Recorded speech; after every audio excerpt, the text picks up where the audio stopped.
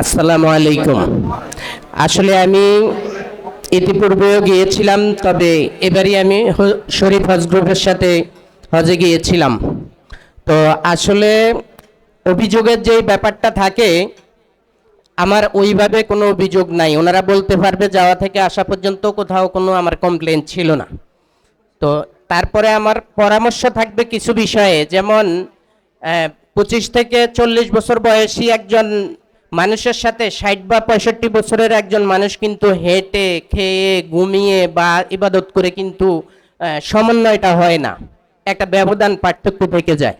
তো এক্ষেত্রে ওনারা যদি ফিউচারে গ্রুপ ভিত্তিক করে, যেমন 40 বছর বয়সের সাথে সুস্থ মানুষদেরকে বাছাই করে একভাবে করে, অসুস্থ কিছু থাকলে ওনাদেরকে বয়স ভিত্তিক আরেকটা গ্রুপ করে, দেখা যাবে যে 40 বছর বয়স পর্যন্ত যারা, তাদের 20 জনে একজন মোয়াল্লেম দিলে কোনো সমস্যা হয় না।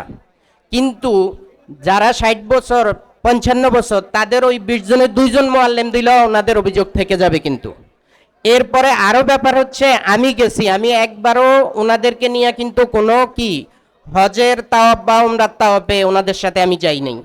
কিন্তু ওনাদেরও বোঝা উচিত কে কে পারবে কে কে পারবে না। যারা নতুন তারা কি করে, যেমন খেজুর বাগানে যাইয়া বা কোনো একটা জেয়ারায় যাইয়া 20 মিনিট সময় দেওয়া হয়েছে, কিন্তু উনি 40 মিনিট কাটাই ফেলাইছে, তারপরে হয়তো উনি গাড়িতে ঠিক মতো আসতে পারেন নাই। কিন্তু এখন এক্ষেত্রে আমি এটাও বলবো, আমি শরীফ হজ গ্রুপে সঠিকভাবে হেল্প করতে পারলাম কিনা এবং ওনার হেল্পটা নিতে পারলাম কিনা। এখানে কিন্তু কারো কারো এই যে বলছে সমন্বয় হয়েছে, উনি খুব সেবা পাইছে, কিন্তু আবার আরেকজনের অভিযোগ আছে উনি হারাইয়া গেছে বা ওনাকে করে নাই। কিন্তু এর মধ্যে সমন্বয়টা সাধন করতে হলে ওই একটা গ্রুপে 50 জন থাকলে 50 জনরে বলতে হবে না আপনি সঠিক সময় আইসেন, 50 জনরে বলতে হবে না যে আপনি এটা না এটা করেন, কিন্তু 5-10 জনকে টার্গেট করে বলতে হবে, যারা নতুন গেছে, যারা বয়স্ক, যারা অসুস্থ, তাদের ক্ষেত্রে এই প্রবলেমগুলো হয়।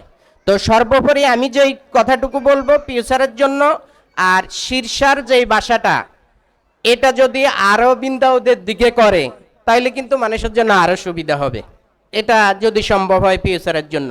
তো সর্বোপরি আরাফাতি ভাই বোনদের সাথে ছিলাম, যদি কেউ কোনোভাবে মনে কষ্ট পান এটারই কিনা বলে ক্ষমা করে দিয়েন, আমার কারো প্রতি কোনো অভিযোগ নাই।